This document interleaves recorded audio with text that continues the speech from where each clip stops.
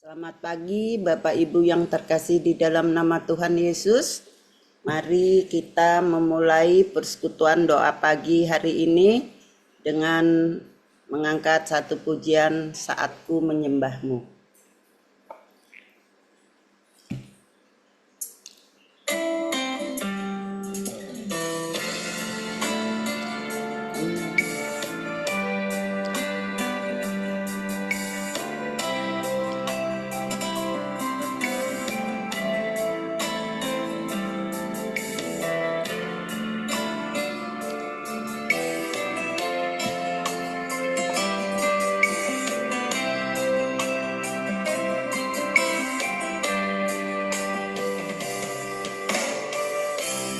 Saat ku menyembahmu,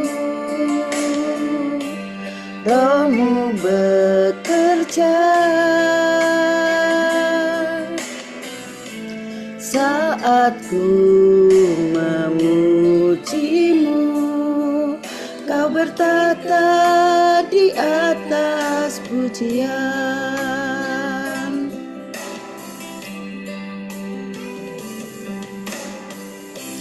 Saat ku menyembahmu, Rohmu bekerja. Saat ku memujimu, Kau bertata di atas pujian. Ku angkat hatiku, ku pandang kekudusan-Mu. Saat ku sembah, ku puji-Mu, ku rasakan kehadiran-Mu Tuhan.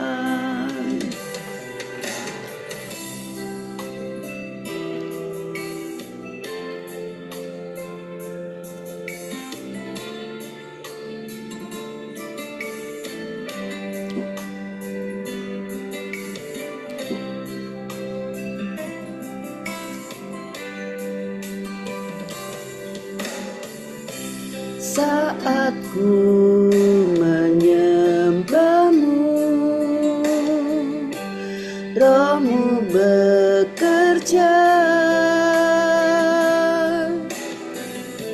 Saat ku memujimu, Kau bertata di atas pujian.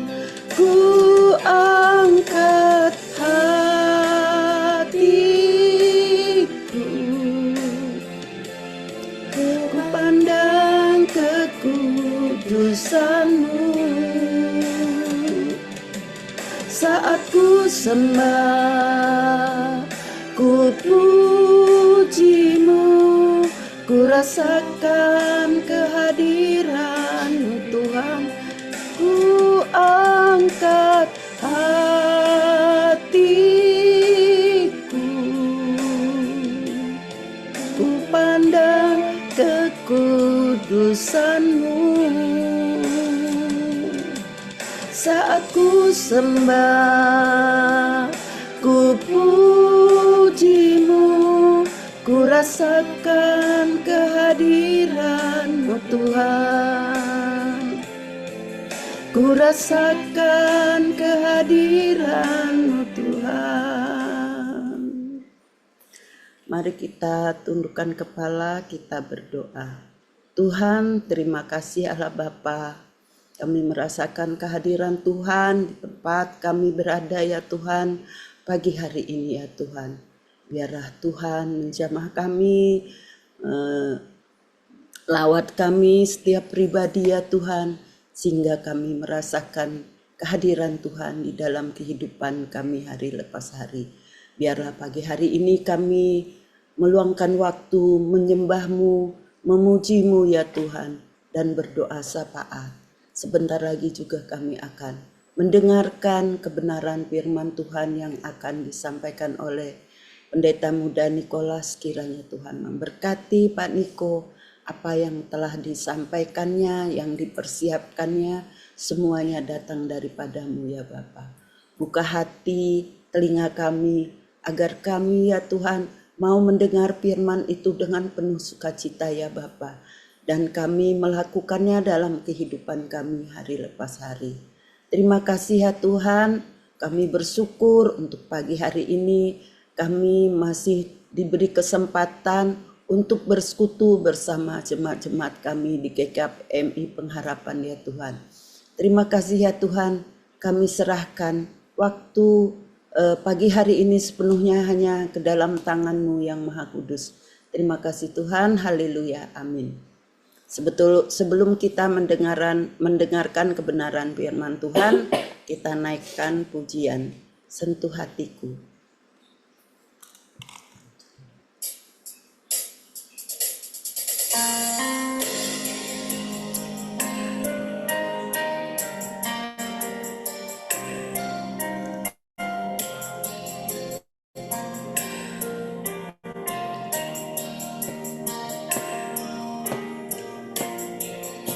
Betapa ku mencintai segala yang telah terjadi, tak pernah sendiri, jalan hidup ini selalu menyertai. Betapa ku menyadari di dalam hidupku ini Kau selalu memberi rancangan terbaik oleh karena kasih.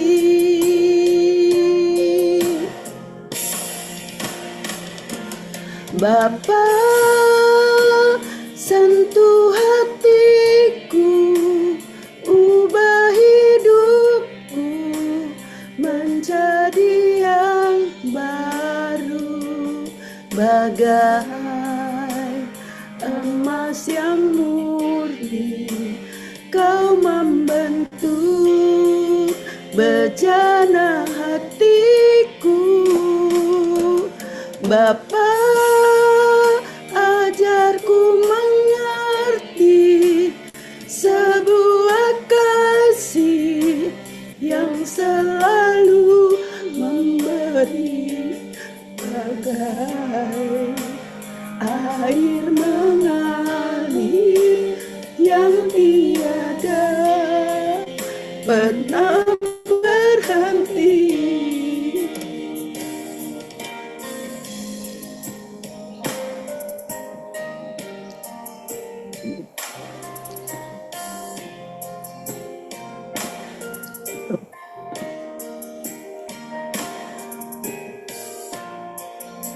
Betapa ku menyadari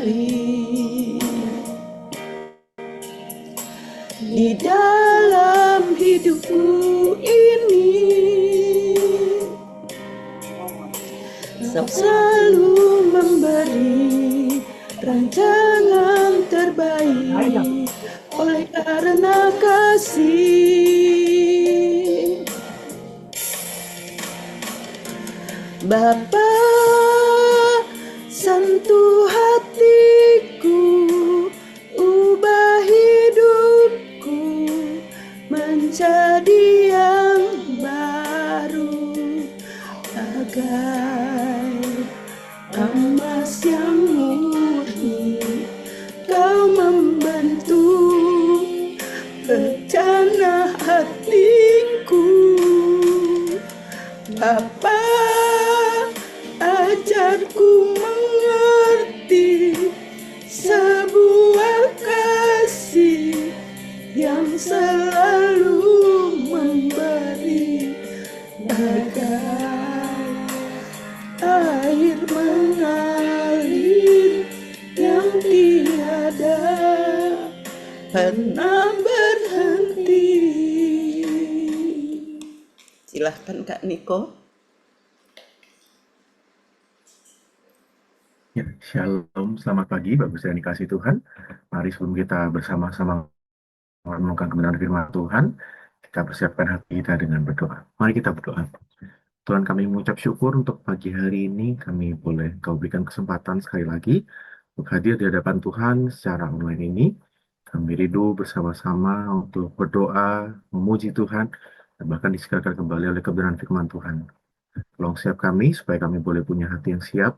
Tolong juga hambamu agar apa yang sudah dipersiapkan, apa yang keluar dari lidah bibir hambamu ini semuanya semata-mata adalah kebenaran firman Tuhan yang boleh Tuhan pakai untuk menguatkan dan mengarahkan kami dalam menjalani kehidupan kami.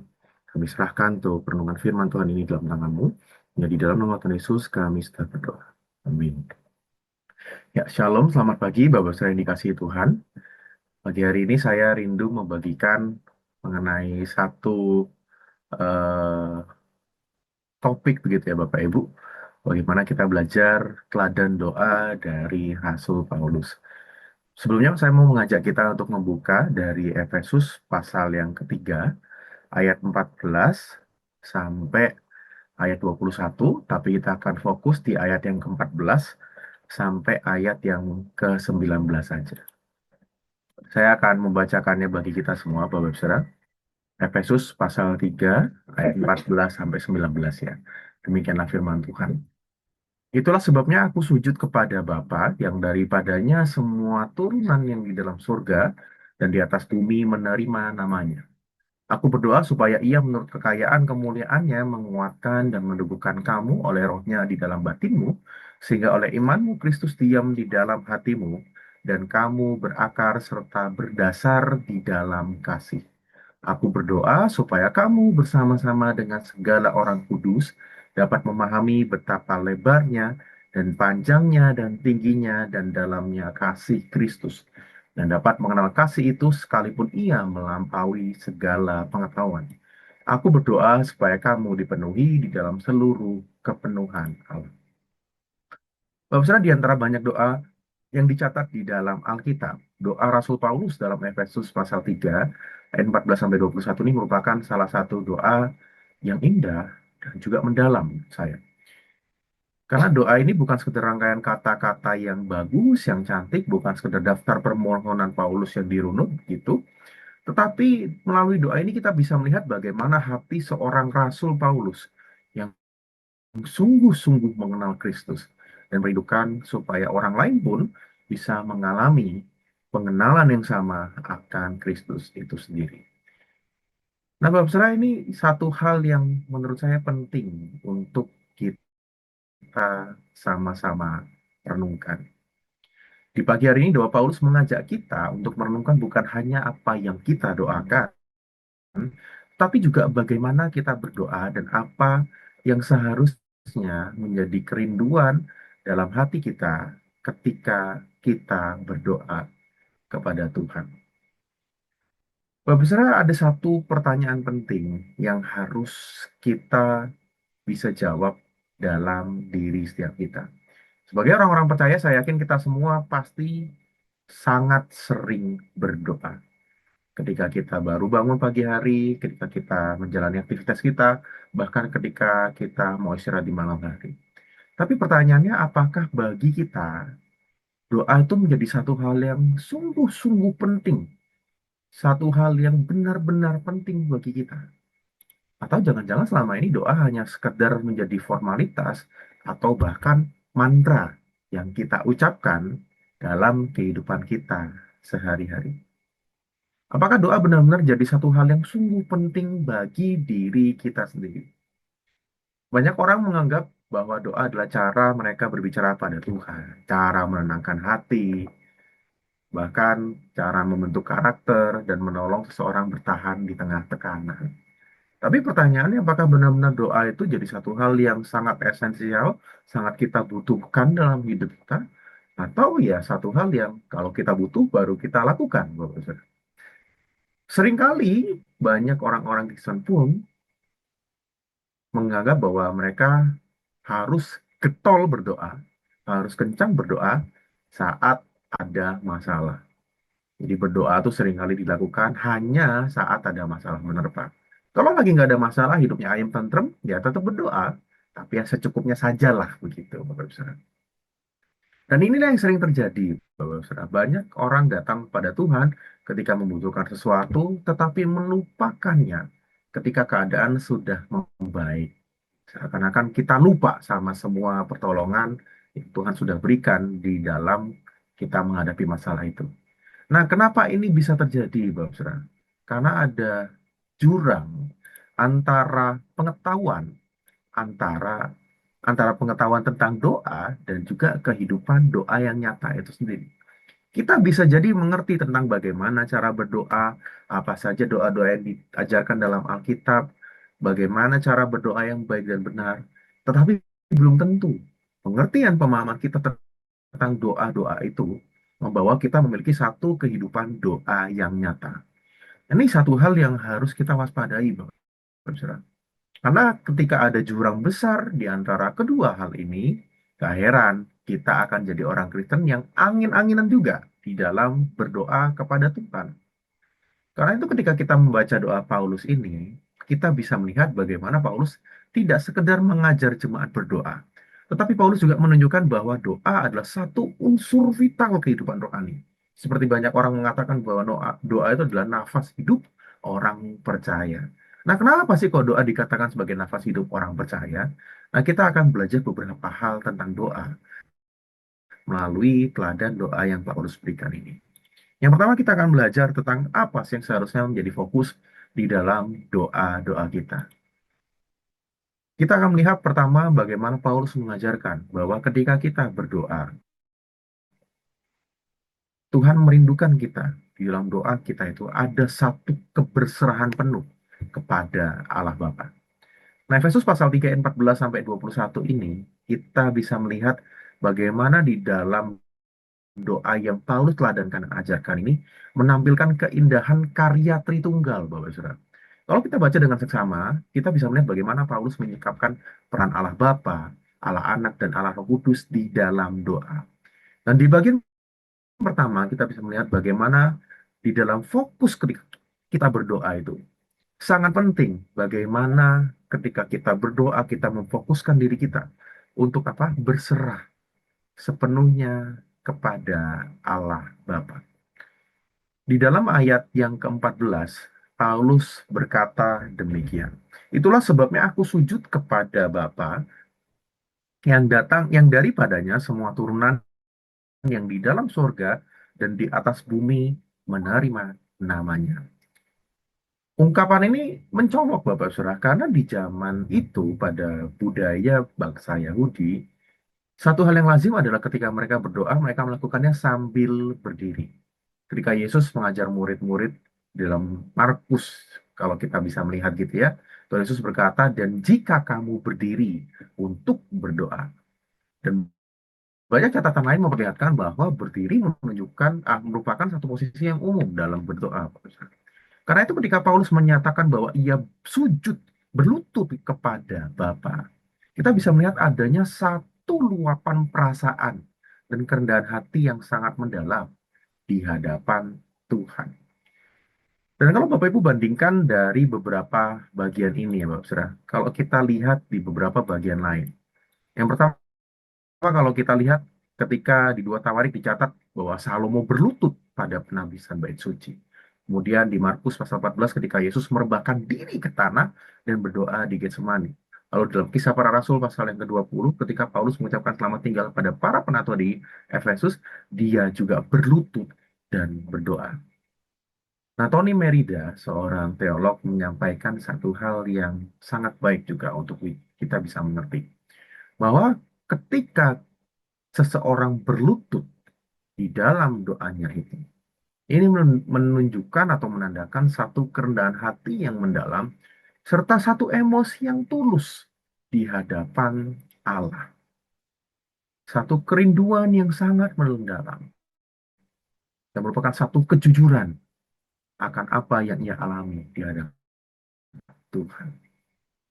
Nah, perbandingan dengan beberapa kisah tadi semakin memperjelas maknanya.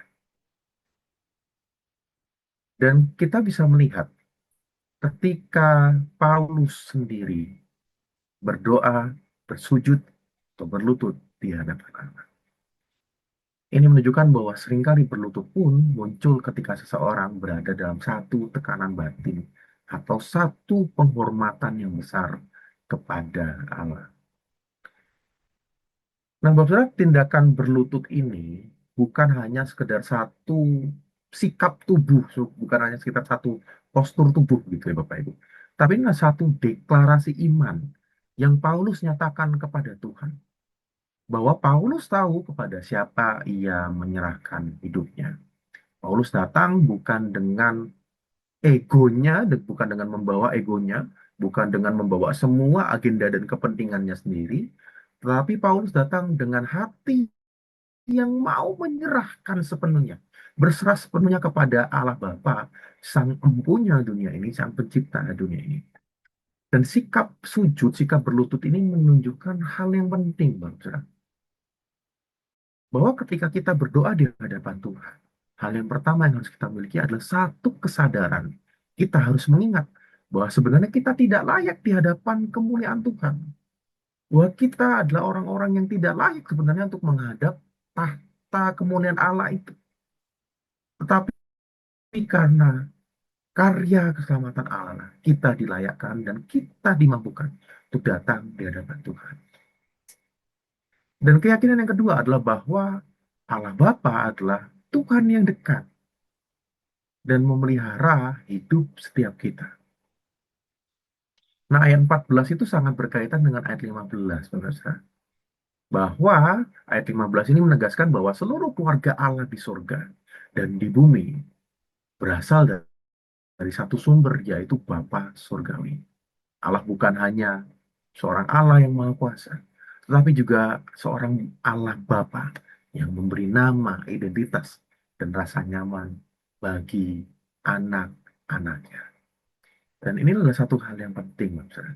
Ketika kita memahami hal ini, ketika kita sadar akan siapa kita di hadapan Tuhan, dan ketika kita punya satu keyakinan yang lahir dari identitas kita di dalam Tuhan, maka ketika kita berdoa pun, kita akan bisa punya kedua sikap hati ini. Bagaimana kita bisa berdoa dengan penuh kerendahan hati, tetapi bukan hanya dengan kerendahan hati ketika kita sadar pada siapa kita berdoa. Tetapi ketika kita berdoa pun kita akan bisa memiliki rasa tenang, rasa aman di dalam hati kita. Dan inilah yang harusnya kita miliki ketika kita berdoa di hadapan Tuhan. Kalau di dalam agama lain, mungkin ada orang-orang yang berdoa dengan rasa yang begitu takut dan gentar. Tetapi ada juga yang ekstrim yang sebaliknya. Mereka berdoa dengan begitu santai dan seakan-akan tidak menghormati Tuhannya.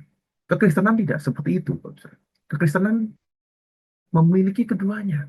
Bagaimana kita tetap memiliki sikap yang takut dan gentar di hadapan Tuhan yang adalah pencipta kita, yang adalah Tuhan kita. Tetapi di saat yang sama, kita tetap bisa memiliki satu ketenangan hati, satu rasa aman ketika kita menghadap Tuhan kita. Dan ketika kita berdoa, inilah yang seharusnya kita alami. Ketika kita berdoa dengan berserah penuh kepada Allah Bapa. Artinya apa? Kita datang dengan tunduk, tetapi juga merasakan ketenangan di hadapannya. Tunduk karena kita mengenal kebesaran Tuhan kita. Ia yang adalah Allah semesta alam ini. Tapi di saat yang sama kita tetap dapat merasakan tenang itu. Karena kita juga datang kepada seorang Bapa yang menerima kita dengan kasihnya yang begitu besar. Nah, inilah satu hal yang harus kita pahami, yang seharusnya menjadi fokus kita ketika kita datang berdoa di hadapan Tuhan. Fokus doa seharusnya lahir dari kesadaran akan siapa diri kita di hadapan Allah. Kita tidak layak, tapi di saat yang sama kita juga dikasihi oleh Allah Bapa itu yang menerima kita apa adanya.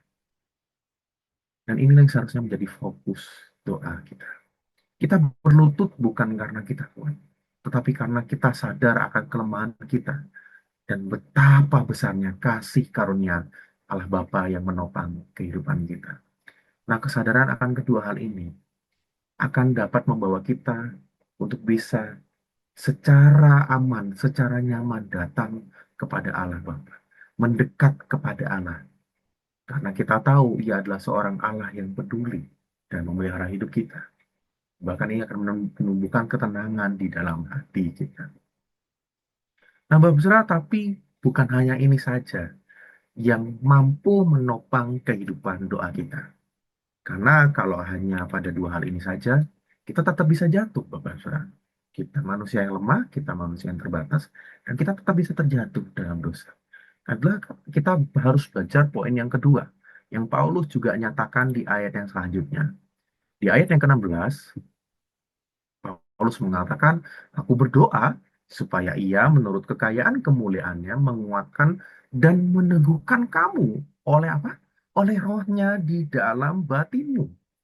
Nah, Bapak Saudara, ketika kita menjadi orang-orang yang kuat berdoa, sekali lagi itu bukan semata-mata karena kekuatan kita, bukan karena kita orang yang hebat, Bapak Saudara, tapi firman Tuhan mengatakan, Paulus mengatakan di dalam Efesus pasal 3 ini, bahwa ketika kita punya kehidupan doa yang kuat, ada satu pribadi lain yang menguatkan kita, yaitu Roh Kristus atau Roh Kudus itu sendiri. Sehingga ketika kita berdoa, suatu kekuatan yang mampu menopang kehidupan doa kita adalah Roh Kudus yang memberi kita kekuatan. Kalau tadi Paulus berlutut di hadapan Allah Bapa dan menyadari bahwa Bapa itu mengenalnya secara pribadi. Nah, kemudian Paulus berkata, aku berdoa supaya ia menurut kekayaan kemuliaan yang menguatkan dan meneguhkan kamu. Pertanyaannya apa sih yang membuat Paulus mengatakan bahwa kita pun harus dikuatkan oleh Roh Kudus di dalam kehidupan doa kita? Nah, penafsir menyatakan bahwa kenapa kok Paulus menuliskan ini? Karena Paulus sedang berbicara tentang penderitaan. Dan mungkin itulah juga yang menjadi alasan kenapa Paulus menaikkan permohonan supaya dirinya sendiri dan juga orang percaya di Efesus dikuatkan oleh Roh Allah. Karena penderitaan yang dimaksudkan ini sebenarnya ada dua hal, Bapak Saudara. Ketika Paulus menuliskan surat kepada jemaat di Efesus ini, ia sedang mengalami penderitaan itu sendiri. Karena Paulus kemungkinan besar menulis surat Efesus ini ketika ia masih menjadi tahanan di bawah pemerintahan Romawi, Bapak Saudara. Satu situasi yang tentu tidak nyaman, bahkan menyakitkan buat Paulus. Nah, itu ia berkata dalam ayat 16 ini, supaya kekayaan kemuliaan anak itu menguatkan dan meneguhkan kita. Jadi Paulus menuliskan ini bukan hanya bagi jemaat Efesus, tetapi juga bagi dirinya sendiri. Di saat yang sama Paulus tahu bahwa jemaat Efesus pun menghadapi satu tekanan yang berat, bukan hanya tekanan spiritual, tetapi juga tekanan sosial. Karena Efesus adalah kota yang penuh pemujaan berhala dan banyak sekali kuil-kuil besar di sana. Dan orang percaya, orang Kristen yang berada di kota Efesus ini seringkali mendapat tekanan dari lingkungan sekitar dan juga sama spiritual yang tidak mudah, Bapak Ibu. Dan ini menegaskan kepada kita bahwa perjuangan kita bukan hanya melawan darah dan daging, tetapi juga melawan penguasa serta roh-roh jahat yang ada di udara. Dan ketika Paulus menaikkan doa ini, fokusnya bukan supaya penderitaan mereka hilang. Tentu kita pun boleh sebetulnya meminta supaya ketika kita berdoa pada Tuhan, kita meminta supaya masalah kita, penderitaan yang kita alami, kesulitan yang kita alami, itu Tuhan ambil, Tuhan angkat. Tapi Paulus gak mengajak kita berhenti dalam permintaan yang semacam itu, Bang Surat. Paulus mengajak kita lebih jauh. Ia mengajak kita supaya kita bukan hanya meminta agar masalah dan apapun hal berat yang kita alami itu diangkat oleh Tuhan, dihilangkan oleh Tuhan. Ia justru meminta supaya kita sendiri dikuatkan melalui kuasa Roh Kudus. Dan ini satu hal yang penting, Bapak Saudara. Karena Tuhan tahu bahwa masalah terbesar dalam kehidupan kita bukan karena kondisi luar yang melelahkan, kondisi luar yang berat dan menekan, melainkan kelemahan yang ada di dalam diri setiap kita. Karena itulah Paulus tidak berdoa agar hidup jemaat di Efesus maupun hidup setiap kita menjadi lebih ringan dalam menghadapi penderitaan. Tapi Paulus berdoa agar hati setiap kita menjadi kuat melalui kuasa Roh Kudus. Nah, Bapak saya suka satu pernyataan Tim Keller dalam bukunya Prayer gitu, Bapak. Tim Keller menyatakan demikian. ketika Roh Kudus memenuhi hidup kita, kita akan merasakan tangan Bapa yang menopang kita. Dan ini adalah jaminan tentang siapa diri kita.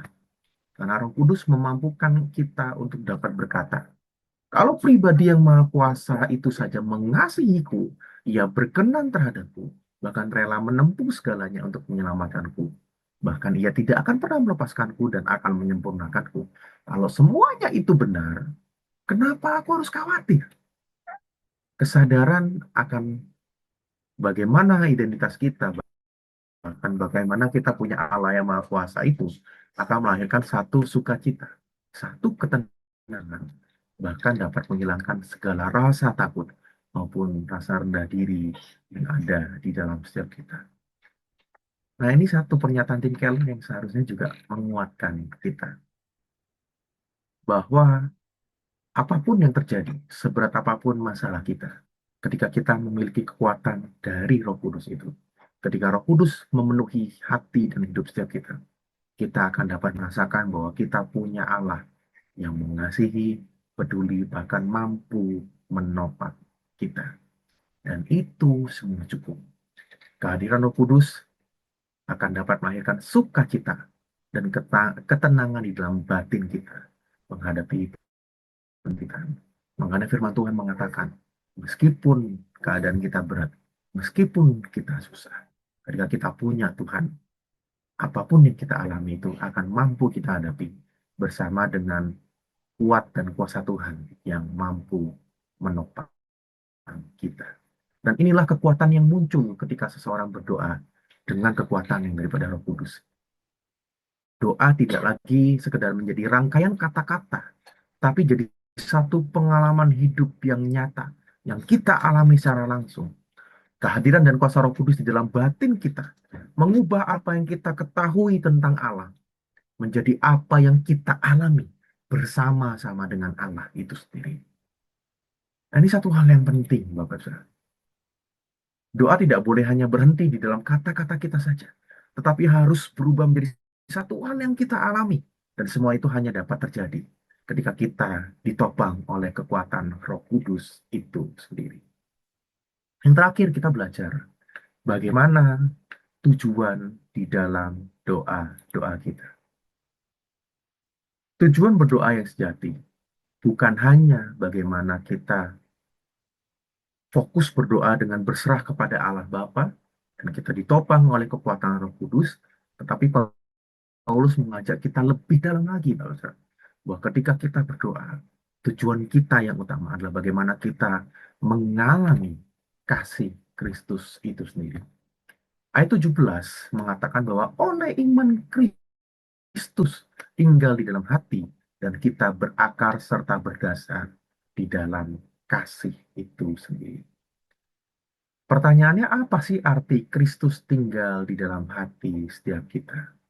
Bapak Saudara, kalau berbicara tentang hati, Alkitab itu tidak pernah merujuk kata hati pada emosi ataupun perasaan semata. Di dalam Alkitab, hati itu selalu berbicara tentang pusat kendali hidup. Dan Dallas Willard pun dalam bukunya Renovation of the Heart mengatakan bahwa hati manusia itu adalah pusat kendali kehidupan. Tempat di mana segala keputusan kita, segala pilihan kita dibuat bagi seluruh diri seseorang. Makanya Bapak Saudara ketika Paulus mengatakan bahwa Kristus tinggal di dalam hati, artinya ia ingin menyampaikan bahwa Kristus, Tuhan Yesus harus menjadi penguasa yang mengendalikan seluruh kehidupan kita. Nah, pertanyaannya, apakah Kristus sudah benar-benar menjadi penguasa yang mengendalikan seluruh kehidupan kita? Nah, di dalam ayat 17 tadi, ketika Paulus mengatakan, sehingga oleh imanmu Kristus diam. Nah, dalam bahasa aslinya, secara harafiah, kata diam itu berarti membuat rumah. Nah, saya pernah membaca satu buku yang singkat, satu buku yang ringan gitu ya. Judulnya adalah Hatiku Rumah Kristus. Nah, buku ini penulisnya menggambarkan bagaimana hati kita itu seperti sebuah rumah yang di dalamnya banyak ruangannya begitu. Nah, mari kita membayangkan Bapak Saudara, kalau Bapak Ibu melihat gambar ini ya, coba Bapak Ibu bayangkan ini jadi rumahnya Bapak Ibu gitu. Nah, biasa kalau orang Jawa gitu ya, ketemu orang terus lewat depan rumah, biasa basa-basinya, mampir Pak, mampir Bu, begitu ya. Nah, kalau misalnya orang dekat, orang yang dekat dan mereka memang mau tinggal di dalam rumah kita juga akan mengatakan, dah, anggap aja kayak rumahmu sendiri. Nah, pertanyaannya Bapak Saudara, kalau kita nyuruh orang itu mampir ke rumah kita dan suruh mereka nganggap seperti rumahnya mereka sendiri, bener nggak sih kita pengennya seperti itu? Kenyataannya kok enggak kan ya Bapak Ibu? Ketika kita ngomong, udah anggap aja kayak rumahmu sendiri. Yang kita maksud anggap aja kayak rumahmu sendiri itu maksudnya apa? Ya cuma kamar tempat di mana mereka tinggal, atau di ruang-ruang tamu atau ruang-ruang yang umum aja, Bapak Saudara. Kalau misalnya tamu kita tuh tiba-tiba nyelonong masuk ke kamar kita sendiri, terus buka-buka lemari kita, buka-buka laci kita, cari-cari sesuatu di kamar kita, barang-barang kita yang kita anggap berharga, dan mereka ngobrak-ngabrik gitu, itu semua. Kira-kira kita suka nggak Bapak Ibu? Oh, saya yakin kita nggak suka ya. Nah, Bapak Ibu, seringkali kita pun memperlakukan Tuhan Yesus itu sama. Kita suruh Tuhan Yesus mampir dalam hati kita. Kita suruh Tuhan Yesus, Tuhan anggap aja hatiku ini rumahmu sendiri. Tapi kenyataannya apa, betul? Kita hanya pengen Tuhan Yesus tinggal di satu kamar aja. Udah Tuhan tinggal di kamar ini aja. Tuhan nggak usah keluar kemana-mana. Tuhan nggak usah ngobrak-ngabrik. Tuhan nggak usah ngatur-ngatur yang lain. Udah cukup di situ aja. Kita seakan-akan ngomong sama Tuhan, Tuhan boleh tinggal dalam hatiku. Tapi Tuhan cuma ngurusin satu hal ini aja ya. Nggak usah semua-semua. Aku nggak mau semua-semuanya Tuhan atur, Tuhan kontrol. Cukup satu hal ini aja. Nah, inilah satu hal yang harus kita waspadai, Bapak Saudara. Tanpa sadari kita sering memperlakukan Tuhan Yesus seperti ini. Kita berkata, hati ini adalah rumahmu, Tuhan. Tapi kita cuma menjadikan Tuhan seperti tamu, bukan pemilik rumah itu sendiri.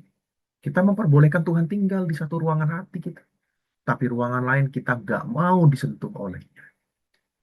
Padahal Kristus yang seharusnya menjadi penguasa, pengendali hidup kita itu.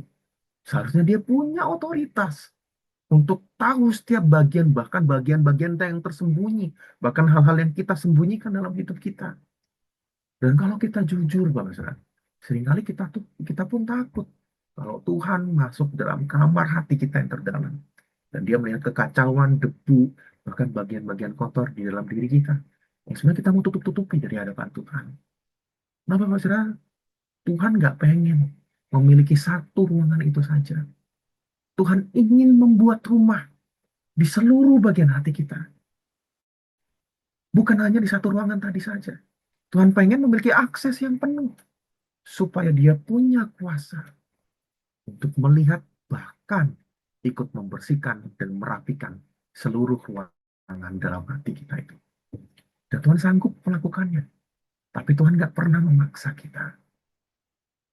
Karena itu, maukah kita memberikan kendali atas hati kita, atas hidup kita ini sepenuhnya kepada Tuhan Yesus.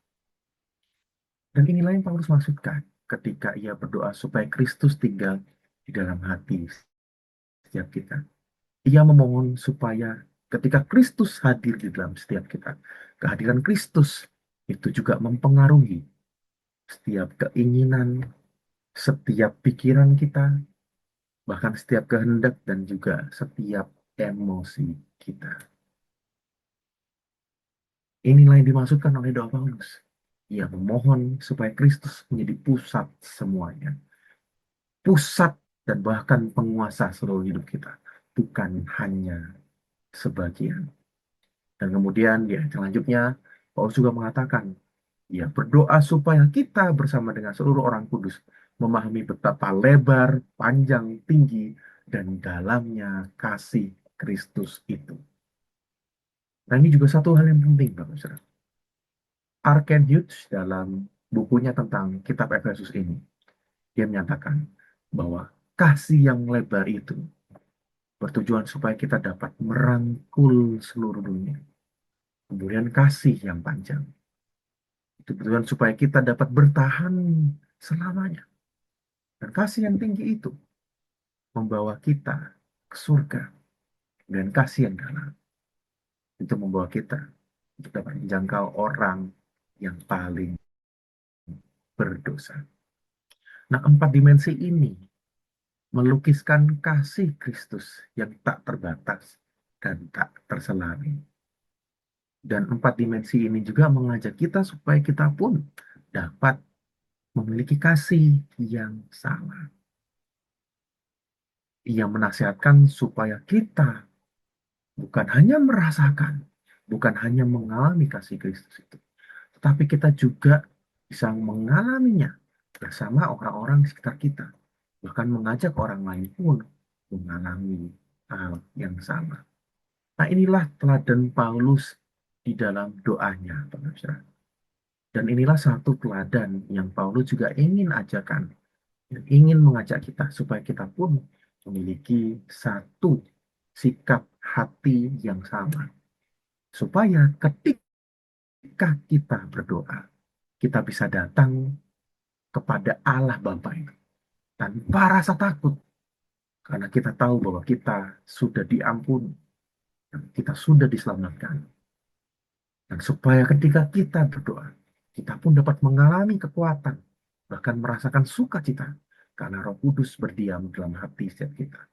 Dan yang terakhir, ketika kita berdoa, kita pun dapat yakin doa kita didengar. Karena sekarang kita bukan lagi musuh Allah, melainkan anak-anak Allah yang sudah diselamatkan, maka diangkat menjadi anak-anaknya melalui karya keselamatan Kristus itu sendiri. Nah, inilah yang Paulus ingin kita juga alami dan lakukan di dalam setiap doa-doa kita. Nah, pertanyaannya, apakah kita sudah melakukan itu semuanya, Bapak? Atau jangan-jangan selama ini doa hanya sekedar menjadi satu ritual, bahkan hanya menjadi satu mantra yang kita lakukan dalam hari-hari kita. Nah, kiranya ini menjadi satu kekuatan bagi kita semua, supaya di dalam setiap doa-doa yang kita panjatkan, setiap perkataan kita itu dapat membangun relasi kita yang hidup dengan Tuhan, dan membangun relasi yang semakin intim dengan Tuhan. Dan bahkan ketika kita sedang resah dan cemas, doa itu bukan hanya menjadi satu keluhan tanpa arah, Bapak Saudara, tapi menjadi satu pernyataan kita untuk mau bersandar penuh pada kuat kuasa Roh Kudus. Dan bahkan ketika doa kita belum dijawab nanti, kita tidak menjadi putus asa. Dan kita dapat tetap tenang di dalam kasih Kristus yang senantiasa memberikan kehangatan bagi kita semua. Kiranya Tuhan Yesus menolong kita semua. Mari kita berdoa, Bapak Saudara. Tuhan Yesus, firman-Mu sudah diberitakan, ajar kami untuk boleh punya sikap hati yang benar dalam berdoa, seperti teladan yang Paulus sudah ajarkan. Kami serahkan setiap kami dalam tangan-Mu. Hanya di dalam nama Tuhan Yesus, kami sudah berdoa dan mengucap syukur. Amin.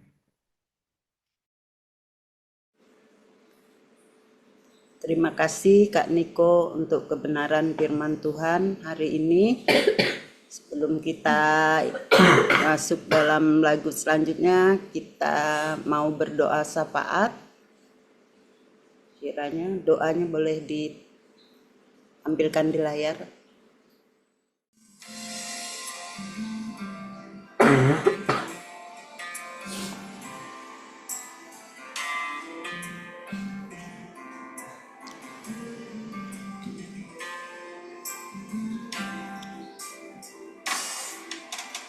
Tak terbatas kuasa-Mu Tuhan, semua dapat Kau lakukan. Apa yang kelihatan mustahil bagiku, itu sangat mungkin bagimu. Tak terbatas kuasa-Mu Tuhan, semua dapat Kau lakukan. Apa yang kelihatan mustahil bagiku, itu sangat mungkin bagimu. Di saat ku tak berdaya, kuasa-Mu yang sempurna. Ketika ku percaya, mujizat itu nyata, bukan karena kekuatan, namun roh-Mu ya Tuhan. Ketika ku berdoa, mujizat itu nyata.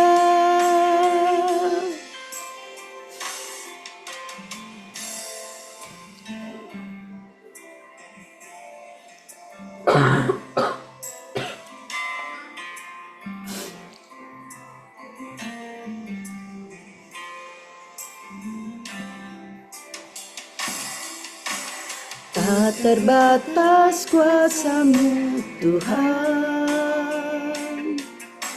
semua dapat Kau lakukan. Apa yang kelihatan mustahil bagiku, itu sangat mungkin bagimu. Di saat ku tak berdaya, kuasa-Mu yang sempurna. Ketika ku percaya, mujizat itu nyata. Bukan karena kekuatan, namun roh-Mu ya Tuhan. Ketika ku berdoa, mujizat itu nyata. Mari Bapak Ibu kita berdoa. Kami juga mau terus berdoa bagi setiap kami, seluruh jemaat dari GKMI Pengharapan dimanapun kami berada. Kiranya Tuhan yang senantiasa menyertai setiap kami, bahkan menopang kehidupan kami di tengah setiap hal yang kami sedang alami. Kami rindu kami boleh terus menyerahkan hidup kami sepenuhnya ke dalam tangan Tuhan. Karena hanya dengan kekuatan daripada Roh Kudus, kami mampu menjalani hari-hari kami. Kami rindu di dalam setiap hal yang kami jalani. Kami juga boleh mengalami kasih Kristus yang mampu memberikan kami sukacita di dalam kami menjalani kehidupan kami. Kami serahkan setiap kami di dalam tangan-Mu. Kiranya Tuhan yang boleh mendengar dan menjawab setiap pokok-pokok doa kami ini sesuai dengan waktu dan rencana Tuhan yang tepat bagi setiap kami. Hanya di dalam nama Tuhan Yesus kami sudah berdoa dan mengucap syukur. Amin. Kita pujikan Bapa, terima kasih. Bapa, terima kasih. Bapa, terima kasih. Bapa di dalam surga berterima kasih.